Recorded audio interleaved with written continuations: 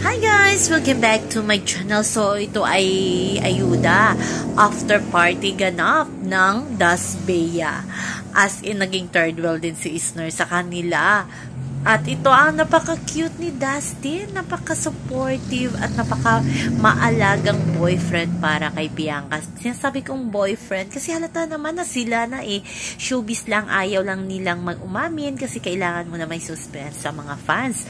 Pero sa mga kilos nila, sa gala night, silang dalawa na talaga lagi naka-holding hands, naka-akbay lagi si Dustin kay Bianca kahit saan sila pumunta. At ito marami talaga ang kinilig at parang gustong-gusto na ito si Dustin kasi binitbit niya ang heels ni Bianca. Napagod ata si GF kasi ang taas ng heels ni Bianca. Nang mag-change sila ng damit ay binitbit na ni Dustin ang heels ni Bianca. Kasi Isner nga, binitbit din ni Isner yung kanyang heels. Siguro napagod din sila. Kasama kasi nila si Isner labas-pasok sa venue kung saan sila sumasayaw, nagpa-party. At napaka-cute lang ni Dustin talaga para kay Bianca.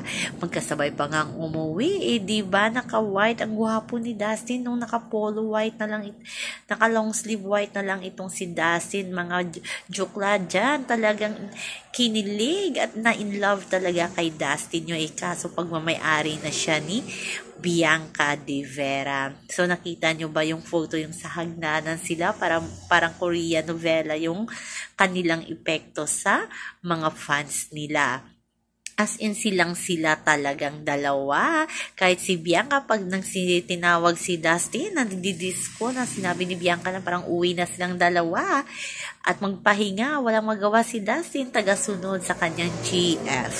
Diba? Nakita nyo yon yung mga video nila after party sa lobby ng hotel kung saan may mga fans talaga na nag-aabang sa kanila. Talagang holding hands silang dalawa. Kasama pa itong si Isner. Sabi nga nila, pambansang third world daw talaga ng Dasbeya ay si Isner. So, grabe. Hindi din pakabog ang ating Mema Isner. Sa costume, nanalo pa si Isner. Ang gandang tingnan ni Isner talaga sa kanyang damit, sa kanyang gown as in.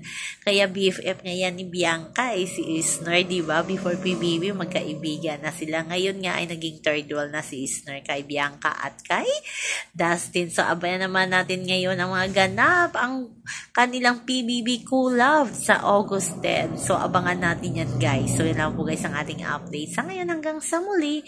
Bye-bye. Also, remember, wag po tayong magpaka-stress. Please like, share, and subscribe my channel para ma-update kayo sa mga bago kong upload. Bye-bye!